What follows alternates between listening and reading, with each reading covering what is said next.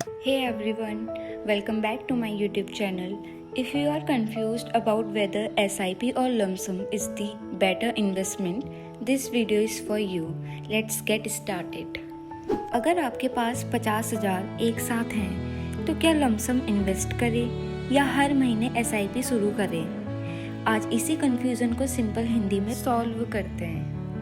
Investing start करते time सबसे common question होता है SIP या लंप सम। लंप सम का मतलब होता है कि एक ही बार में पूरा अमाउंट इन्वेस्ट कर देना, जैसे 50,000 को एक साथ म्यूचुअल फंड में इन्वेस्ट करना।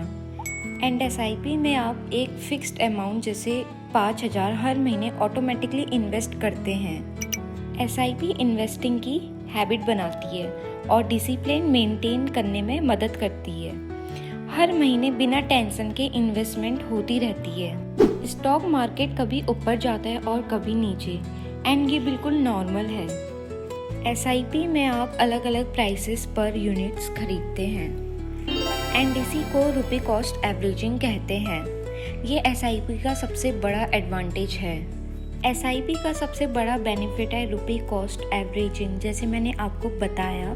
सो गाइस, जब मार्केट गिरता है तो आपको ज़्यादा यूनिट्स मिलती हैं और जब मार्केट बढ़ता है तो कम यूनिट्स। इससे एवरेज बाइंग कॉस्ट बैलेंस हो जाती है।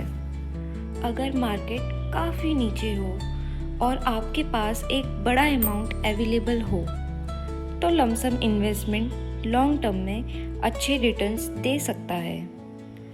यहाँ पे देखते हैं SIP और लंप सम कंपैरिजन। रेगुलर सैलरी वाले इन्वेस्टर्स के लिए SIP ज़्यादा कन्वीनियंट होती है।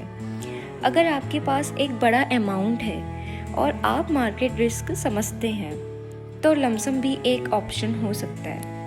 एंड दोनों मेथड्स का गोल एक ही है, लॉन्ग टर्म वेल्थ क्रिएट करना। चाहे आप SIP चूज़ करें या लंप सम, सबसे इम्पोर्टेंट बात है लॉन्ग टर्म तक इन्वेस्टेड रहना। सो गाइस, बिगिनर्स के लिए SIP जनरली एक सिंपल और डिसिप्लिन ऑप्शन होता है, लेकिन बेस्ट चॉइस आपके गोल्स और फाइनेंशियल सिचुएशन पर डिपेंड करती है। एंड जैसे कि मैंने आपको बताया कि दोनों मेथड्स से वेल्थ क्रिएट की जा सकती है। बेस्ट ऑप्शन वही है गाइस जो आपके गोल्स, बजट और रिस्क टॉलरेंस के हिसाब से बैठता हो। हर महीने सैलरी आते ही SIP ऑटोमेटिकली डिडक्ट हो सकती है। इससे इन्वेस्टिंग की टेंशन ख़त्म हो जाती है। छोटी अमाउंट भी अगर कंसिस्टेंटली इन्वेस्ट की जाए तो सालों में बड़ा कॉर्पस बन सकता है। एंड मार्केट गिरने पर घबराना नहीं चाहिए। SIP इन्वेस्टर्स इसी वक्त ज़्यादा यूनिट्स खरीदते हैं। एंड गाइस, आप दोनों इन्वेस्टमेंट मेथड्स के उससे अपने गोल्स को अचीव कर सकते हैं, चाहे वो घर खरीदना हो, रिटायरमेंट प्लान करना हो या बच्चों की पढ़ाई हो। एंड जो भी आपके ड्रीम्स है आप वो अचीव कर सकते हो इस इन्वेस्टमेंट के उससे। एंड कुछ कॉमन मिस्टेक्स है जो शायद बहुत लोग करते हैं। सबसे बड़ी गलती होती है मार्केट गिरते ही इन्वेस्टमेंट रोक देना।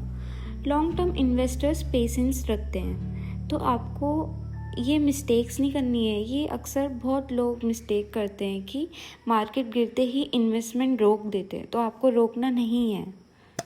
Please avoid these common mistakes.